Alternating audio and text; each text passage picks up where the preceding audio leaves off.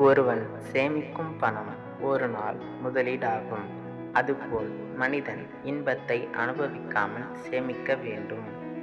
ஒரு மனிதன் பிறக்கும்போது எவ்வளவு துன்பம், எவ்வளவு இன்பம் அனுபவிக்க வேண்டும் என்று இருக்கும்.